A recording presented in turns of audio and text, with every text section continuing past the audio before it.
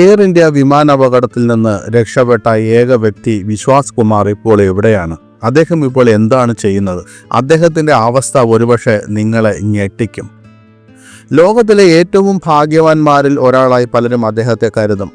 എന്നാൽ ജൂൺ 12 നടന്ന air India വിമാനാപകടത്തിൽ നിന്ന് രക്ഷപ്പെട്ട ഏക വ്യക്തിയായ വിശ്വാസ് കുമാർ രമേശിന് ആ വലിയ ദുരന്തത്തിൽ നിന്ന് കരകയറാൻ ബുദ്ധിമുട്ടായിരുന്നു.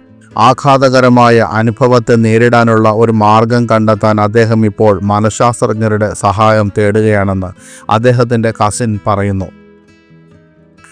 ജൂൺ 12 അഹമ്മദാബാദിലെ സർദാർ വല്ലഭായ് പട്ടേൽ അന്താരാഷ്ട്ര വിമാനത്താവളത്തിൽ നിന്ന് പറന്നുയർന്നതിന് തൊട്ടു പിന്നാലെ എയർ ഇന്ത്യ ബോയിങ് 787-8 വിമാനം തകർന്നു വീണു. 229 യാത്രക്കാരും 12 ജീവനക്കാരും നിലത്തുണ്ടായിരുന്ന 19 പേരും ഉൾപ്പെടെ 260 പേർ മരിച്ചു. 2025 ജൂൺ 12 എയർ ഇന്ത്യ ബോയിങ് 787 വിമാനാപകടത്തിൽ നിന്ന് രക്ഷപ്പെട്ട ഏക വ്യക്തിയാണ് വിശ്വാസ് കുമാർ രമേശ്. അഹമ്മദാബാദിൽ നിന്ന് ലണ്ടനിലേക്ക് പോവുകയായിരുന്ന വിമാനം പറന്നുയർന്ന് തൊട്ടു പിന്നാലെ തകർന്നു വീണു. വിശ്വാസ് അതിജീവിച്ചെങ്കിലും അദ്ദേഹത്തിന് മാനസികാഘാതമുണ്ടായി. UK-യിലെ ലെസ്റ്ററിൽ താമസിക്കുന്ന രമേശ് സഹോദരൻ അജയ്ക്കൊപ്പം ലണ്ടനിലേക്കുള്ള AI-171 വിമാനത്തിൽ യാത്ര ചെയ്യുകയായിരുന്നു. അവരുടെ യാത്ര ഒരു ദുരന്തത്തിലേക്കായിരുന്നു. ഇന്ത്യൻ വ്യോമയാന ചരിത്രത്തിലെ ഏറ്റവും ഭയാനകമായി ഒന്നായി കണക്കാക്കപ്പെടുന്ന വിമാനാപകടത്തിൻ്റെ ആഘാതം താങ്ങാൻ വിശ്വാസ് പാടുപെടുകയാണ്. മറ്റുള്ളവരെല്ലാം മരിച്ചപ്പോൾ അദ്ദേഹം ഒരു അത്ഭുതത്തോടെ പുറത്തേക്ക് നടന്നു വന്നു. വിശ്വാസ് ഇപ്പോൾ മാനസിക ചികിത്സയ്ക്ക് വിധേയമായി കൊണ്ടിരിക്കുകയാണെന്ന് അദ്ദേഹത്തിൻ്റെ കസിൻ പറയുന്നു. വിദേശത്ത് താമസിക്കുന്ന ഞങ്ങളുടെ ബന്ധുക്കൾ ഉൾപ്പെടെ നിരവധി ആളുകൾ വിശ്വാസിൻ്റെ ക്ഷേമത്തെക്കുറിച്ച് അന്വേഷിക്കാൻ ഞങ്ങളെ വിളിക്കാറുണ്ട്. പക്ഷേ അദ്ദേഹം ആരോടും സംസാരിക്കാറില്ല. അപകടത്തിൻ്റെയും സഹോദരൻ്റെ മരണത്തിൻ്റെയും മാനസികാഘാതം അയാൾ ഇതുവരെ മറികടന്നിട്ടില്ല, അദ്ദേഹത്തിൻ്റെ കസിൻ പറയുന്നു. അദ്ദേഹം ഇപ്പോഴും അർദ്ധരാത്രിയിൽ ഉണരും, വീണ്ടും ഉറങ്ങാൻ പ്രയാസപ്പെടുന്നു. പരിഹാരം കണ്ടെത്താൻ ഞങ്ങൾ 2 ദിവസം മുമ്പ് അവനെ ഒരു സൈക്കാട്രിസ്റ്റിൻ്റെ അടുത്തേക്ക് കൊണ്ടുപോയി. ചികിത്സ ആരംഭിച്ചതേ ഉള്ളൂ എന്നതിനാൽ ലണ്ടനിലേക്ക് മടങ്ങാൻ അദ്ദേഹം ഇതുവരെ പദ്ധതിയിട്ടിട്ടില്ലെന്ന് കസിൻ സണ്ണി കൂട്ടിച്ചേർത്തു. വിശ്വാസ് ഇപ്പോൾ വൈകാരികമായി വളരെ ദുർബലമായ അവസ്ഥയിലാണ്. അപകടത്തിൻ്റെ ആഘാതം അനുഭവിക്കുന്നു. രാത്രിയിൽ അദ്ദേഹം ഇടയ്ക്കിടെ ഉണരുന്നു. അപകടം ഓർമ്മയിൽ വരുന്നെന്നും വീണ്ടും ഉറങ്ങാൻ കഴിയുന്നില്ലെന്നും അദ്ദേഹത്തിൻ്റെ കസിൻ പറയുന്നു. എക്സിറ്റിനടുത്തുള്ള 11A സീറ്റിൽ അദ്ദേഹം ഇരുന്നു. അതുകൊണ്ടായിരിക്കാം അദ്ദേഹം അപകടത്തിൽ നിന്ന് രക്ഷപ്പെട്ടത്. വിശ്വാസ് ഉടൻ ലണ്ടനിലേക്ക് പോകാൻ പദ്ധതി ഇട്ടിട്ടില്ലെന്നും സണ്ണി പറയുന്നു. കാരണം അദ്ദേഹത്തിന് മാനസിക ചികിത്സ ആരംഭിച്ചിരിക്കുന്നു. 2 ദിവസം മുമ്പ് ഞങ്ങൾ അദ്ദേഹത്തെ ഒരു സൈക്കാട്രിസ്റ്റിൻ്റെ അടുത്തേക്ക് കൊണ്ടുപോയി. ചികിത്സ ആരംഭിച്ചതിനാൽ ലണ്ടനിലേക്ക് മടങ്ങാൻ അദ്ദേഹം ഇതുവരെ പദ്ധതിയിട്ടിട്ടില്ല. ജൂൺ 17 അഹമ്മദാബാദ് സിവിൽ ആശുപത്രിയിൽ നിന്ന് വിശ്വാസിനെ ഡിസ്ചാർജ് ചെയ്തു. അതേ ദിവസം തന്നെ DNA പരിശോധനയ്ക്ക് ശേഷം സഹോദരൻ അജയുടെ മൃതദേഹം കുടുംബത്തിന് കൈമാറി. കേന്ദ്രഭരണ പ്രദേശമായ ദാദ്ര നഗർ ഹവേലി, ദാമൻ ദീവ് എന്നിവയുടെ ഭാഗമായ ദീവിലുള്ള കുടുംബത്തെ സന്ദർശിച്ച ശേഷം എയർ ഇന്ത്യ വിമാനത്തിൽ വിശ്വാസും അജയും ലണ്ടനിലേക്ക് മടങ്ങുകയായിരുന്നു. ദൂരദർശനുമായുള്ള ഒരു അഭിമുഖത്തിൽ വിശ്വാസ് കുമാർ സംഭവം വിവരിച്ചു. തൻ്റെ സീറ്റ് 11A കെട്ടിടത്തിൻ്റെ ഗ്രൗണ്ട് ഫ്ലോറിൽ ലാൻഡ് ചെയ്ത വിമാനത്തിൻ്റെ ഒരു ഭാഗത്താണ് സ്ഥിതി ചെയ്തിരുന്നതെന്നും ആ കെട്ടിടത്തിലാണ് അത് തകർന്നതെന്നും പറഞ്ഞു. ഇന്ത്യൻ വംശജനായ ബ്രിട്ടീഷ് പൗരനായ വിശ്വാസ് പിന്നീട് സീറ്റ് ബെൽറ്റ് ഊരി മാറ്റി വിമാനത്തിൽ നിന്ന് പുറത്തിറങ്ങി. തീ പടർന്നപ്പോൾ ഇടത് കൈ പൊള്ളലേറ്റുവെന്നും കൂട്ടിച്ചേർത്തു. വിമാനാപകടത്തിൽ നിന്ന് അത്ഭുതകരമായി രക്ഷപ്പെട്ട അദ്ദേഹം മരണത്തിൽ നിന്ന് രക്ഷപ്പെട്ടതിൻ്റെ ഭയാനകമായ കഥ വിവരിക്കുന്നു. ഭയാനകമായ അനുഭവം പങ്കുവെച്ചുകൊണ്ട് താൻ കണ്ടത് യാത്രക്കാരുടെയും ജീവനക്കാരുടെയും മൃതദേഹങ്ങൾ മാത്രമാണെന്ന് അദ്ദേഹം പറഞ്ഞു. ഞാൻ ഇരുന്ന വശം ഹോസ്റ്റൽ വശത്തല്ല, ഹോസ്റ്റലിൻ്റെ ഗ്രൗണ്ട് ഫ്ലോർ ആയിരുന്നു. മറ്റുള്ളവരെക്കുറിച്ച് എനിക്കറിയില്ല, പക്ഷേ ഞാൻ ഇരുന്ന സ്ഥലത്ത് ആ ഭാഗം ഗ്രൗണ്ട് ഫ്ലോറിൽ ഇടിച്ചു. അവിടെ കുറച്ച് സ്ഥലമുണ്ടായിരുന്നു. എൻ്റെ വാതിൽ തകർന്ന ഉടനെ ആ സ്ഥലം ഞാൻ കണ്ടു. തുറന്ന് ഞാൻ പുറത്തേക്ക് ഇറങ്ങാൻ ശ്രമിച്ചു. ഞാൻ പുറത്തിറങ്ങി. എതിർവശത്ത് ഒരു കെട്ടിട മതിലുണ്ടായിരുന്നു.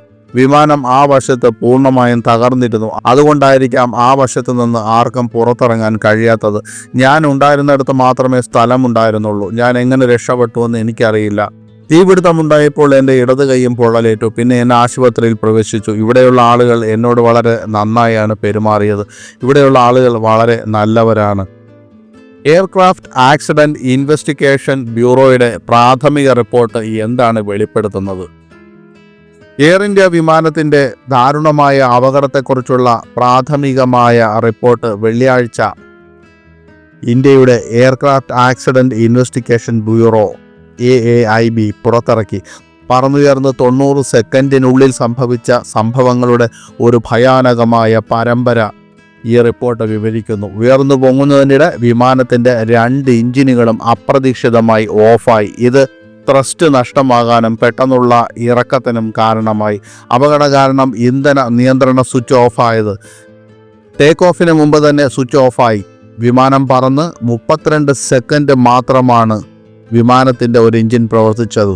രണ്ടാമത്തെ എഞ്ചിൻ പ്രവർത്തിപ്പിക്കാനായില്ലെന്നും കണ്ടെത്താൻ പൈലറ്റുമാരുടെ സംഭാഷണവും പുറത്തു വന്നു. എന്തിനാണ് ഇന്ധന നിയന്ത്രണ സ്വിച്ച് ഓഫാക്കിയതെന്ന് പൈലറ്റ് സഹ പൈലറ്റിനോട് ചോദിക്കുന്നുണ്ട്.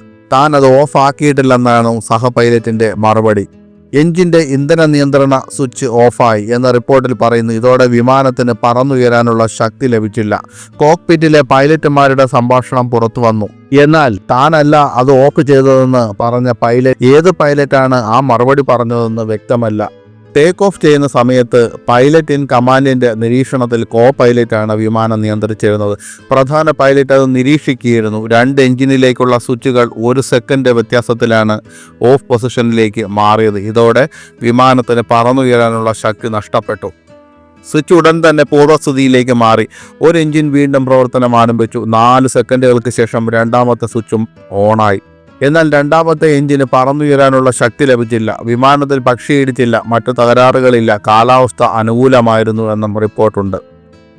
സഹ പൈലറ്റ് ക്ലൈവ് കുന്ദറായിരുന്നു വിമാനം നിയന്ത്രിച്ചിരുന്നത്. പൈലറ്റ് ഇൻ കമാൻഡറായ സുമിത് സബർവാൾ വിമാനത്തിൻ്റെ പ്രവർത്തനം നിരീക്ഷിക്കുകയായിരുന്നു. പറന്നുയർന്നതിന് പിന്നാലെ പരമാവധി വേഗതയായ 180 നോട്ട്സ് കൈവരിച്ചു. പറന്നുയരുന്നത് വരെ 2 എഞ്ചിനുകളും സാധാരണ നിലയിൽ പ്രവർത്തിച്ചു. ഉയർന്നതിന് തൊട്ടു പിന്നാലെ ഒന്നിനു പിറകെ ഒന്നായി 1 സെക്കൻഡ് ഇടവേളയിലാണ് 2 സ്വിച്ചുകളും ഓഫായതെന്നും റിപ്പോർട്ടിൽ വിശദീകരിക്കുന്നു. 32 സെക്കൻഡുകൾ മാത്രമാണ് വിമാനം വായുവിലുണ്ടായിരുന്നത്. വിമാനത്തിൽ പക്ഷിയൊന്നും ഇടിച്ചിട്ടില്ല. വിമാനത്താവളത്തിൻ്റെ മതിൽ കടന്നതിന് പിന്നാലെ നിയന്ത്രണം നഷ്ടമായി. എഞ്ചിൻ നിയന്ത്രണം നഷ്ടപ്പെടുമ്പോൾ വിമാനം നിലത്ത് നിന്ന് ഏകദേശം 625 അടി ഉയരത്തിലായിരുന്നുവെന്നും റിപ്പോർട്ടിൽ പറയുന്നു. വിമാനം പറത്തിയിരുന്നത് 15,638 മണിക്കൂർ പറക്കൽ പരിചയമുള്ള 56 വയസ്സുകാരൻ സുമിത് സബർവാളായിരുന്നു. സഹ പൈലറ്റ് 32 വയസ്സുള്ള ക്ലൈവ് കുന്ദറിന് 3,403 മണിക്കൂർ പരിചയമുണ്ട്. ഇവർ തമ്മിലുള്ള സംഭാഷണം വളരെ ഹ്രസ്വമായതിനാൽ പൈലറ്റുമാരുടെ സംഭാഷണത്തിൻ്റെ മാത്രം അടിസ്ഥാനത്തിൽ നിഗമനങ്ങളിൽ എത്താൻ കഴിയില്ലെന്ന് കേന്ദ്ര വ്യോമയാന മന്ത്രി മുരളീധരൻ മോഹോൾ പറഞ്ഞു. ബ്ലാക്ക് ബോക്സ്, വിമാനം തകർന്നു വീണ സ്ഥലത്തിൻ്റെ ഡ്രോൺ ഫോട്ടോഗ്രാഫി, വീഡിയോഗ്രാഫി എന്നിവയുൾപ്പെടെ പരിശോധിച്ചാണ് അന്വേഷണ റിപ്പോർട്ട് തയ്യാറാക്കിയത്. ബോയിങ് കമ്പനിക്കോ എയർ ഇന്ത്യക്കോ എതിരായി റിപ്പോർട്ടിൽ പരാമർശമില്ല. പ്രാഥമിക സൂചനകളെ അടിസ്ഥാനമാക്കി തെളിവുകൾ, രേഖകൾ, വിവരങ്ങൾ എന്നിവ അവലോകനം ചെയ്യുകയും പരിശോധിക്കുകയും ചെയ്യുമെന്ന് അന്വേഷണ സംഘം വ്യക്തമാക്കി. അന്തിമ റിപ്പോർട്ട് പുറത്തുവരാൻ ഇനിയും കാലതാമസമെടുക്കും. പൈലറ്റിൻ്റെ പിഴവാണ് അപകടത്തിന് കാരണമെന്ന് വരുത്തി തീർക്കുന്നതിലേക്കാണ് അന്വേഷണത്തിൻ്റെ ദിശ എന്ന് പൈലറ്റ്സ് അസോസിയേഷൻ പറഞ്ഞു. ഈ ആരോപണം അസോസിയേഷൻ നിഷേധിച്ചു. വിഷയത്തിൽ വസ്തുനിഷ്ഠവും സുതാര്യവുമായ അന്വേഷണം വേണമെന്ന് ALPA ആവശ്യപ്പെട്ടു. അതേസമയം വൈദ്യുത തകരാറുകൾ കൊണ്ടാകാം വിമാനത്തിലേക്ക് ഇന്ധനം നൽകുന്ന സ്വിച്ചുകളുടെ സ്ഥാനം മാറിയതെന്ന് വിദഗ്ധർ പറയുന്നു. ഇന്ധന സ്വിച്ച് ഓഫ് ആയതിന് പിന്നിലെ കാരണങ്ങൾ കൂടുതൽ അന്വേഷണങ്ങളിലൂടെ മാത്രമേ വ്യക്തമാകൂ എന്നും അവർ വ്യക്തമാക്കി.